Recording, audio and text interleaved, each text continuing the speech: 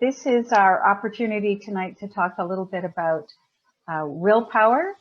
And what I'm going to do, I'm Archdeacon Cheryl Taw, the Stewardship Officer for the Diocese, and I am about to share the slideshow that we'll go through tonight that will introduce the Willpower program. There'll be lots of time for questions. I'm trying to keep this to an hour. So this is really a who, what, where, when, why kind of presentation. And so the first question is, what is Willpower? It's a national education campaign of the Canadian Association of Gift Planners with the support of charitable foundations. The purpose of the campaign is to encourage people to consider giving to charities through their wills. And charities can be partners with the Canadian Association of Gift Planners. By being a partner, a founding partner, that gives you a web page of your own on the Willpower site. And it also gives you access to educational and marketing material. So the Diocese of Qu'Appelle is a charity partner, and it's one of over 400 across the country. Just to let you know, this was initiated last year with a pilot program in the Golden Horseshoe area of Ontario, sort of Niagara, Hamilton, that sort of area. And now it's being rolled out across the country. So there were a few partners coming in last year to be part of the pilot, and now we're in the first full year of that program. So as you can see, there's a number of organizations who are part of sponsoring this with the Canadian Association of Gift Planners. Some of them are also providing seed funding for this, including, some from our own province as well. So from across the country, and this is one of the Willpower slides, but just to give you a sense of the way in which it's across the country. So the question is why? Why is Willpower happening? Research done in the last few years shows that currently 5% of Canadians leave a charitable bequest in their wills. And the goal of Willpower is to increase that to 8.5% over the next 10 years. So that's a long-term goal and a modest increase, right? So you might think, oh, that's not very ambitious, but a modest increase of 3.5% will generate $40 billion for social good in Canada, because that's what's anticipated. So CAGP is working with registered charities across all sectors to help people understand how they can give and to whom. One of the things that research has shown is some of the blocks that people have when they think about giving a bequest in their will. And so this is what Willpower hopes to change. And some of those blocks are, and you may have thought them yourselves or heard people say them, well, I don't know how much I'm going to need for my own care, or I should leave everything to my family. I don't think I have enough to make a difference. I don't think I can give enough to make a difference. And I don't know what my options are for giving, or I'll do it later. So how will Willpower address those concerns? There will be an advertising campaign in print and social media to shift the perception from I need to leave everything to my family to you can leave bequests to loved ones and to a charity you love as well. On their website, there'll be a legacy calculator to help people figure out on their own, just putting in their own figures, what they have, and what even a 1% bequest would give to a charity. There'll be a sliding scale. So you could say if I gave 1%, if I gave 5, if I gave 10, and based on what you've put in, it'll give you a sense of that. There will be access to legal and financial planning advisors to help address people's questions about wording of bequests, giving options, tax implications, etc. And Curtis Krug, who's here in this meeting, is chair of the Diocesan Board of Trustees, and he's one of the financial planning advisors involved in CAGP and Willpower. So how do we get there? How do we get from people's current perceptions and the blocks they may have about leaving bequests in their wills to the goal of 8.5% of Canadians leaving bequests? Well, this shows you how the Willpower campaign, the educational campaign, is laid out. The first goal is that of building awareness, building brand recognition, willpower, that you can do more with your will. And they're doing that through newspaper ads, some billboards, some other kind of messaging, a lot of digital or social media. So that's just building awareness. And then they're going to, then the next step is to move to developing interest. The research that they did during the pilot project shows that 20% of people who said that they weren't interested ended up changing their opinion on this as they began to engage with Willpower.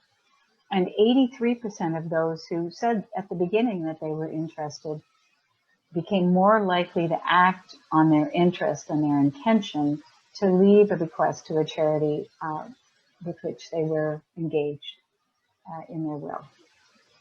So moving from building awareness, developing interest through spreading the message, getting people to consider the steps that would enable them to do this more readily. And the steps include throughout the year, there'll be nudges along the way to help people consider things. They'll be in social media. There may be some emails to people that participating charities can engage with and send them out. And there'll be things via the Willpower website that will make it easier for people to move through this journey of making decisions. For example, there's a legacy calculator, and that will enable you to put in, you're sitting there, you can put in your own figures, what you think your assets to be and your liabilities, put that in and get a sense of what your total assets might be. And then you can kind of put in, well, if I gave 1%, you put that in and see what it says. And if I gave more than that, if I gave 5%, what would that be, or 10%? And even steps to actually taking action, including the ability through the website to contact legal advisors or financial planning advisors to get the kind of information that would give you a clearer sense of your options, the wording you might use, all of that. So that's that intention. So here's part of the brand awareness. Your will can do more. And that will enable participating charities as well as Willpower to put that in with engaging with people and having this kind of brand awareness begin to develop. And then there's more. Another way is that they'll be driving interest and building awareness is through the kinds of ads that you'll see on YouTube, Facebook, display banners and things. And here's one of them. They'll have these short little videos, including ones for faith communities. I am remembering both. I love my daughter. I also love the arts. I am remembering both. Use the power of your will to do more. Willpower, support a charity in your will. You can see from that brief ad that there'll be 9 different options for people, certainly some for faith communities that say, I love this and I love my family. I'll be able to do both. I can remember both. And again, then the brand about Willpower coming up to begin to get people to think about the power of their will and the power they have to continue continue beyond their lifetime, the things that they value and love. And then to get people to start thinking about things, here's some of the things that are part of the Willpower website. You can see there's find causes for your will. So that's where people search the database, and we'll see, as I said, over 400 charities across Canada including the Anglican Diocese of Qu'Appelle, and be able to go to their web pages and check them out, check us out. There's things like how to change your will, or are you getting the most out of your will? And all of this will appear, again, it's primarily a social media campaign, but it'll be in Facebook, on display banners that when you search for things, email marketing, and Google search. And then there are other things that are there to continue, help you move towards action. And there it is, your will is powerful. So here's some of the ads that you might see. And you see the little Willpower logo up in here. And you could be on the website and say, okay, I want to get started. Change the world with a charitable gift in your will while still supporting those you love. Or see how you can support your favorite causes and loved ones in your will. So, and there's, as I said, the legacy calculator, discussion with advisors, and ways to browse charities. As I said, you have to add them to your list. You can do that. You can sort of search causes, like it might be, religious organizations or environmental or social good. And then they encourage you to find a legal professional and send a note of intent. So this is where I'm going to ask Curtis. I'm going to stop sharing for a moment so Curtis can just speak. And Curtis is one of the advisors. There's advisors and lawyers from across the country. But Curtis Krug, who's here with us tonight, is a professional financial planner. He's chair of the Southern chapter, Saskatchewan chapter of the Canadian Association of Gift Planners. He's a member of the Diocesan Finance Committee, chair of the Diocesan Board of Trustees, member of the Ecumenical Stewardship Planning Committee, which is the group that's been creating the webinars that we've been doing over the last year and a half, former warden of All Saints Regina, and involved in, I didn't try to list them because I know they're multiple, charitable and community organizations. So I'm just going to stop now, and Curtis, you could unmute and share your screen or start speaking. Thank you, Cheryl. I appreciate the opportunity to be here this evening and talking with everyone about Willpower. It's a very exciting initiative. I'm glad that the diocese is involved with it. I think we'll be very pleased with the results. So what is Willpower, and what's my part in it? Well, I'm what you call a philanthropic advisor. You may have heard of that, or you may not. It's a term, it's a newer term that it's supposed to be that advisors such as myself, we're supposed to think more holistically with our clients relative to their planning. So financial planning should involve a charitable giving component or philanthropic investing. It should be a natural part of your process of planning. You do your financial plan, you do your retirement planning, you do an estate plan. You should also do a philanthropic plan or a charitable plan with your advisor.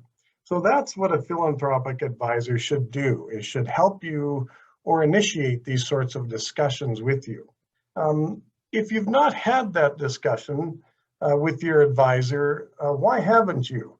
Your advisor should be, this should be a natural part of their process. But if they haven't had that discussion with you, ask them why not. Here's some interesting stats. A recent survey was done in the investment world that polled advisors, and the advisors said, or at least 90% of them said that they have discussed philanthropy with their clients. But when their clients were asked that exact same question, has that discussion taken place, only 13% of their clients said that that discussion had occurred. So there's obviously a bit of a disconnect there.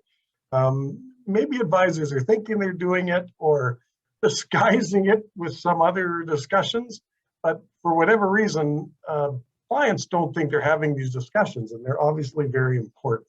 So what we should do as financial advisors is we should encourage this discussion with our clients. We should also encourage our clients to have these discussions with their family and also with the charities that they are considering donating to. So basically, if you're someone that's thinking about doing this, you should seek some advice from your financial planner or your lawyer. And there should be a win-win situation created. Advisors can do well by doing good. And they should also encourage both the clients and the charities to win in this. It's an advantageous situation for everybody. So what does the CAGP do? CAGP is the Canadian Association of Gift Planners. I come at Willpower from basically 4 different ways. The first way I come at Willpower is I'm on a national advisory board for CAGP. And one of the things that we discuss is this Willpower campaign, because it is a CAGP initiative. The other way I come at it is I'm actually president of the Southern Saskatchewan chapter of CAGP. And this is, again, our initiative, Willpower. So I'm very interested in that it's successful. The other way I'm looking at it from is as a professional advisor. This is a nice addition to my kit bag for financial planning. So it's good to have Willpower on board. And the last way I'm looking at it, of course, is as a volunteer for a charity, a volunteer in the diocese. And again, it's a nice program for us to tap into. So how did this get started? Well, it actually, Willpower initially started in something called the Golden Horseshoe in Ontario. And the Golden Horseshoe, it sounds like a casino, but if it's a casino, it's the exact opposite to what a regular casino would be. In this situation, the Willpower Casino, everybody wins. So nobody loses any money on this. The clients win, the donors win, the charities win, everybody wins. Everybody's made better at the end of the day. So they introduced this as a pilot project, and it was so wildly successful that their initial plan of having this roll out, over time to the rest of the country, they basically speeded up that process and said, no, it's so successful in Ontario. Let's get this out to the rest of Canada. That's why Saskatchewan has it now. People were saying, why haven't you done this sooner? Why can't we get on board now? So that's kind of the history. It's a abbreviated history. Now, Willpower is a way for letting ordinary people do extraordinary things. It's a very affordable program. It's easy to understand, and it's an observable development of legacy. What are some examples on how we can use Willpower? Well, some of the options, for example, you can, with your existing will, you can just make a codicil or change your will slightly to make a beneficiary as one of your charities, one of your favorite charities. You can name that beneficiary as a percentage of your estate, or a certain dollar value, or the residue of your estate after all of your other beneficiaries are taken care of. There's various ways of listing a charity as one of your beneficiaries. You can even, maybe you don't even have a will, and when you're doing your will, again, the lawyer or your lawyer should be bringing this up. The other way of impacting a charity in a transformational way is redirecting one of your old insurance policies. Perhaps you've got an insurance policy that you purchased many years ago when your family was younger. You still got the policy, but it's no longer needed for what it was necessary for way back when. So instead of just canceling it, you can change the beneficiary to your favorite charity. Or you can purchase a new policy and make the charity the beneficiary. So there's all kinds of ways you can easily get on board with this Willpower campaign. So I guess if I wanted to leave you with something, it's this. Through Willpower, everyone can make a difference. In terms of the diocese, it's a very easy way, an affordable way, an effective way to get on board with Willpower without having to form our own professional fundraising campaign, or hiring a professional fundraiser, or having a finance division in our diocese for fundraising. This is our fundraising campaign for wills and will planning and insurance planning and that sort of thing. So it's an easy way for us to, for the diocese to disseminate this information to our parishioners. I just want to finish with that. And if there's any questions, I'll be happy to answer them. So thank you, Cheryl. So when is all of this happening? So the Willpower campaign will begin in September 1st, and it will go through to the end of May 2022. And then there'll be an opportunity for charities to sign on again, because they had a deadline at the end of May, and we signed in before the deadline, and it was a firm deadline. So those who signed in at that point are part of it for this year, and our web page on their website will continue throughout the year, and we'll be able to update it or add to it so that we can keep it live during that time. So that's the span of it. There'll be a concentrated print and social media campaign, focused primarily from the beginning of September to about October 3rd or 4th. That's where a large part of it will be. And then the social media campaign will continue throughout the rest of the year to encourage people to check out the website at willpower.ca. So here's a high-level overview of the media schedule. And the reason I'm telling you this is because it's going to be in the air, so to speak, like virtually. There'll be billboards in some places, not here. People will see newspaper ads. They'll see it they'll see stuff when they're going on Facebook or doing a Google search, or etc. So the awareness will be in your community, depending not on where your community. That's why they're using social media, so that as people access it. So the digital marketing and PR will happen in locations across the country. The billboards are in Toronto, Montreal, and Vancouver. So on our commutes, which we don't have big ones anyway, there won't be one. But you'll see that newspaper ads will appear in Saskatoon Star Phoenix and the Regina Leader Post, among other newspapers across the country. And then digital marketing will continue, and then PR. So what they're really hoping is that local charities will engage people or send out notices and engage the media that way. And so, for example, in Hamilton last year, or Niagara, some of the charities were featured in newspapers there because they were talking about Willpower and their participation in it. The Anglican Diocese of Niagara was part of the pilot project last year. And so that's what they're hoping. So local community papers might also feature something, whether it's a weekly or a daily. So what will the diocese be doing? What is it that we're going to be doing? You can see what will be happening in Willpower across the country.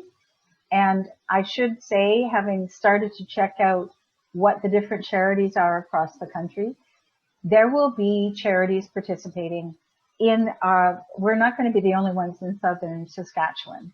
You know, I've been part of a few meetings now, and there's charities from, you know, Yorkton and Moose Jaw and, you know, Regina and Saskatoon and etc. So there'll be a number, and some of them, like Boys and Girls Club, for example, might have different chapters talking about it in different communities. The Regina Symphony is a participating partner. So as someone who both goes to the symphony here in Regina and is a supporter of the symphony, I am no doubt going to be receiving some of their information on this. And I'm saying this so that you're aware of people in your parishes might be getting this message in the newspaper when they're searching Facebook. They might go to the website. They also might be receiving information if they are on the list as a donor or an interested person of a charity they support beyond the parish. So what we'll be doing as a diocese is creating the webpage, our webpage on the Willpower site for the Anglican Diocese of Qu'Appelle. Right now we're listed as by our legal charity name, Synod of the Diocese of Qu'Appelle, but we'll be, we can change that slightly, so we'll be listed as the Anglican Diocese of Qu'Appelle, and then our legal charity name and number will be there as well. Then we'll be creating Facebook, Instagram, and video content for our diocesan Facebook page, the YouTube channel, or our website. And some of that will also go on the web page of Willpower, our web page on Willpower. We'll be providing Facebook and Instagram frames and other frames, like an ad frame for parishes who want to participate so that they can put in some of their own content. We'll be writing articles for the Anglican, Saskatchewan Anglican to complement the Willpower program. We'll actually be doing sort of a monthly stewardship article over the next year, but in the fall, I'll be writing one, Curtis will be writing one, looks like Alex Parsons from the Diocese of Saskatoon will also be writing one, so there'll be a monthly article which will augment or speak to some of the things we're raising. And then we'll be communicating through email or letter to donors in the diocese who have donated directly to the diocese. And then we'll be providing 5 email or letter communications that are suitable for parishes, people in a parish. So it'll say in there, if you're thinking of giving a request to your parish or the diocese, we'll be creating those for parishes' use. So what are we asking of you? Because when we talk about the Anglican Diocese of Qu'Appelle, we're not just talking about the diocesan office. We are a diocese that is the southern third, of the province. And so that encompasses all the different parishes. Would like you to inform your vestry about Willpower. And this presentation might be something that you want to do and use this recording or any other material that you want provided. To support the Willpower campaign through bulletin and newsletter announcements in September to let people know, hey, pay attention, there might be some articles in the paper, or have you noticed on Facebook that there's something about Willpower? We're part of that. To share posts from the diocesan Facebook page to yours, either your parish one or your personal one, you can be on the diocesan Facebook page, you'll get it in your feed, and then you can share it on and just help raise the social awareness. You can create website or Facebook Willpower content suitable for your parish and post it to your parish website or Facebook page. So for example, I can give you a frame and you might put it on your parish website that says, has something from your parish. So visually, when people see Willpower on there, they will also see something that says, oh, this is about my parish too. And then we'd like you to send the 5 communications from the diocese to your parishioners through email or direct mail as you think best communicates with them. One of the disadvantages we have as a diocese is we don't have parish lists. So we rely on parishes to communicate things that we want to go to all the parishioners.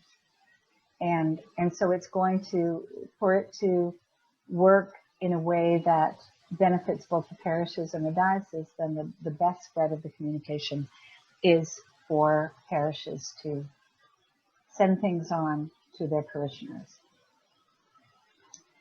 So that's kind of how it's going to work. And I wonder if you have any questions. Okay, well, how Willpower is financed, there's three main ways that it's financed. The first way is through annual registration fees. To be part of CAGP, to be part of the Canadian Association of Gift Planners, there's dues, there's annual dues, and they come due every year. So whether you're a charity that's a member, or a volunteer that's a member, or we call an allied professional. As a financial advisor, I'm what's called an allied professional in the organization. So I pay dues as well. So part of those dues, of course, goes to our operation, and this is Willpower is part of our ongoing operation at CAGP. We're a nonprofit, so we're not a money-making organization. We're a cost recovery. The second way that we make money is through our annual conference. We have an annual conference. We just had one in April, and it was a wonderful conference. It was obviously virtual this year, but it still costs the an entrance fee. So there was still registration costs, as there are every year. So every time you enter into it, you have to pay for it. So it's very worthwhile, and whatever you pay for it is worthwhile. But you still pay for it, and so now CHP has that money to fund their activities. And the third way is through fees through Willpower itself. So I think that's basically what I can say for cost. So how is the Willpower initiative for the diocese funded? Our funding comes as is approved by the Finance Committee. There's a sliding scale for the Willpower charity partners, and depending on how large they are and what their gifts and bequests are, we're fairly small, so our fee is on the lower end, and that was approved by the Finance Committee and then taken to Diocesan Council. And that will come out of the already existing budget of the diocese. How they structured the costs for this program, and the costs aren't high because all of those advertising areas cost money to do. So and we're part of all of that. We have our own webpage, which is linked directly to people that are searching for Willpower, and they're searching all these times. We are part of those equations every time. So once we're hooked into that, we're hooked into everything. But how they did it is it's kind of a fair way of doing it. They tiered it. So if you're a small shop, charitable organization, you pay a smaller fee. And if you're a multi-level place like the Kidney Foundation of Canada or something, you pay a higher fee because you can afford it more. The other thing about those fees is they are part of the ongoing Willpower. But when you think of it, a lot of these organizations need a professional fundraiser, but they can't afford it. I mean, right? Like even I actually am on boards of some major charities in the country, and they all have the same problem. Sometimes we can't find that lightning in a bottle to get a perfect fundraiser.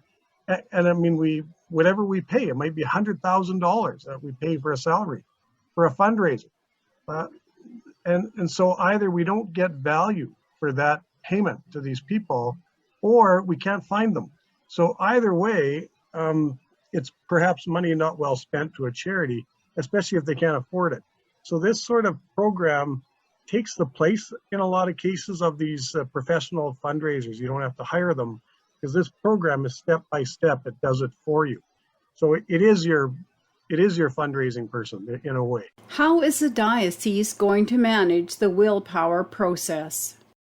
That's an excellent question. So Thank you. The communication that they go through the year. So let me just give you a little sense of what they might be. But they're written to people. They'll be written to people to ask them to consider looking at Willpower and letting them know that it's happening.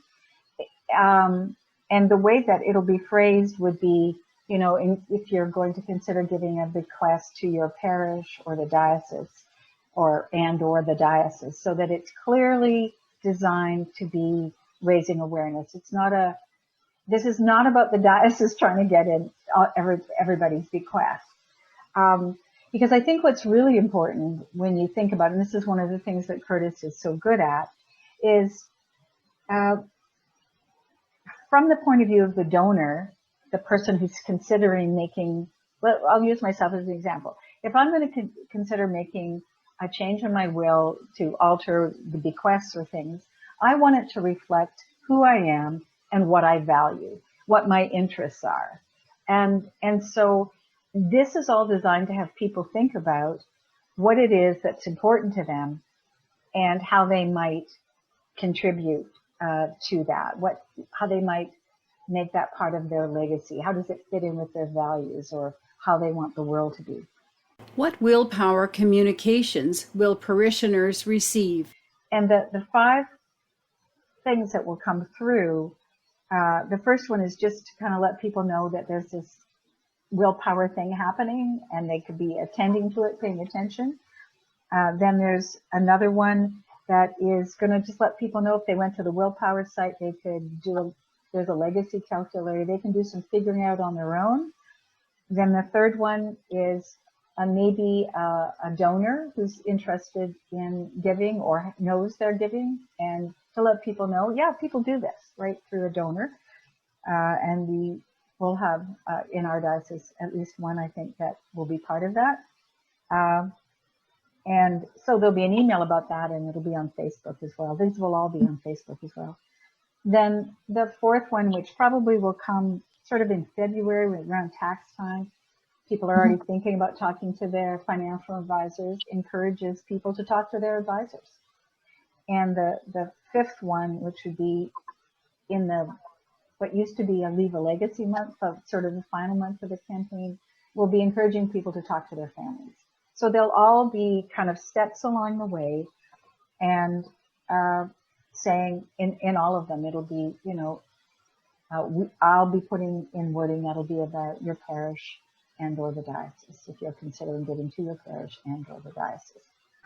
Is willpower focused on the diocese or on congregations or on parishes? Willpower is fundamentally focused on donors. Its purpose is to engage with people who are thinking about, or maybe not even thinking about their wills, but get people to think about what it is that they value, what it is that they love, how they've engaged with different charities over time or different causes over the span of their life, and what they might want to contribute to those causes or charities beyond their lifetime. And then asking them to go to the Willpower website, think about the things, use the tools that are there, talk to their professional advisors, and maybe move to some action.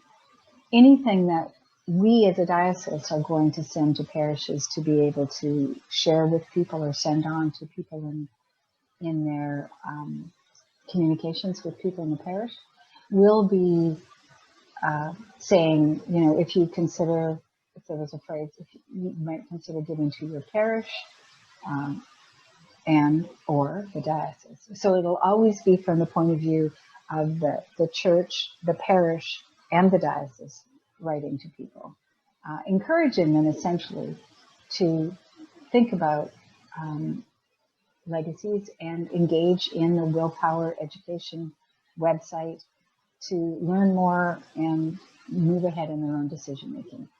It's so in that sense, the diocese and parishes are partners in helping people in parishes think about the power they have to make a difference in their will. So what about wills?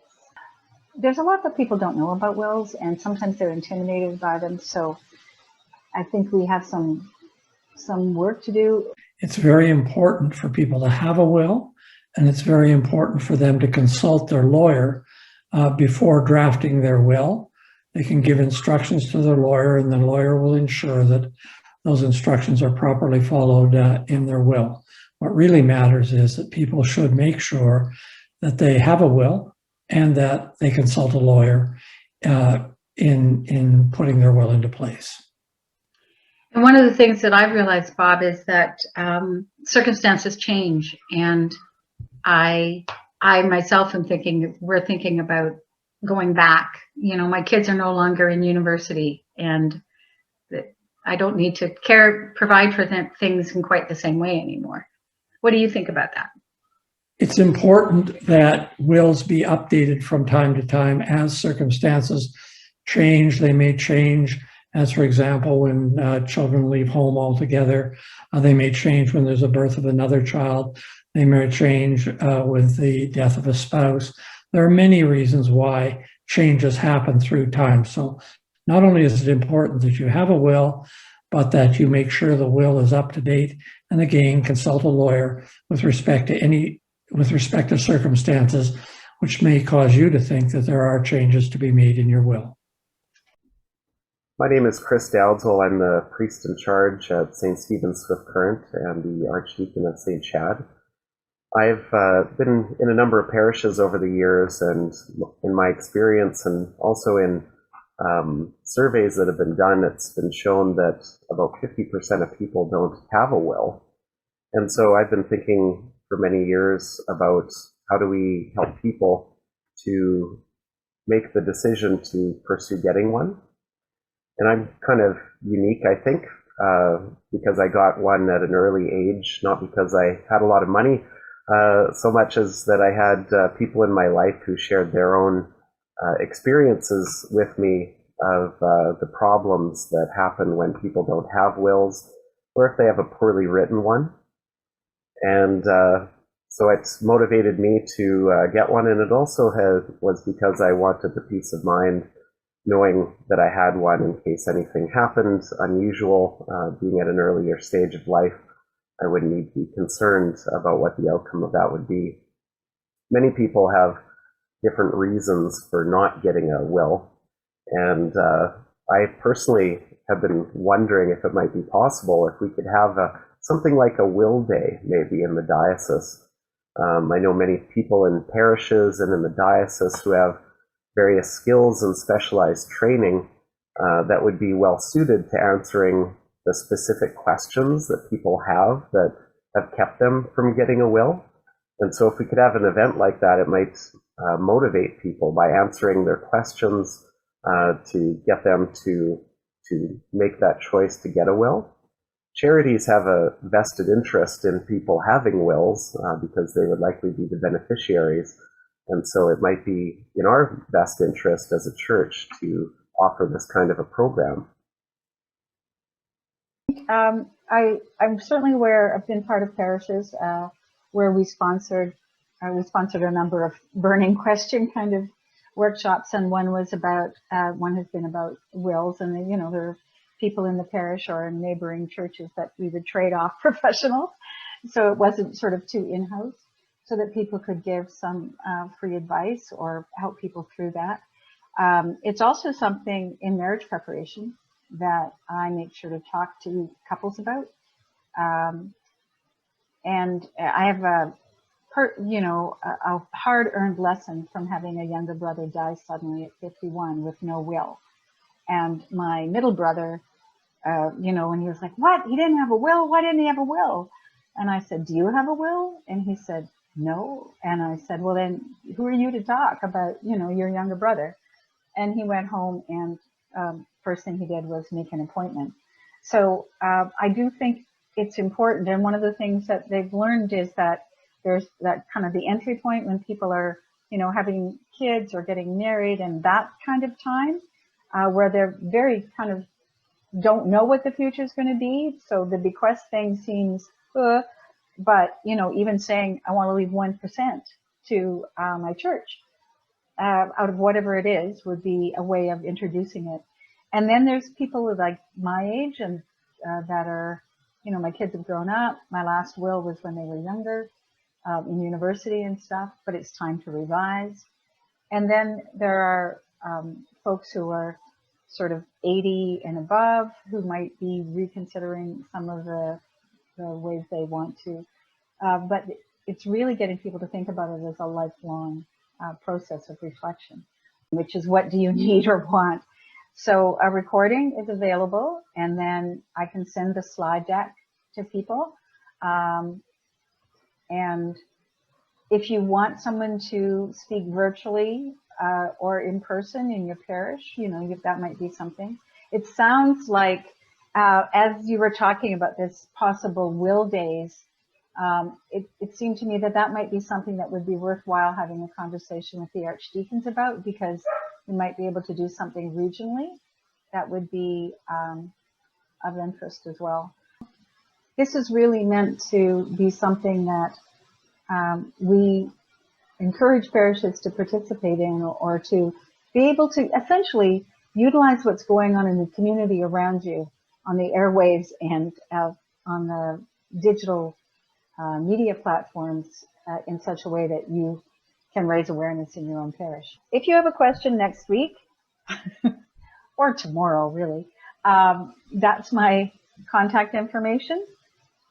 And I've sent it out consistently in email, so no doubt you already have it, but there it is. And it's also there for the slide deck for vestry members.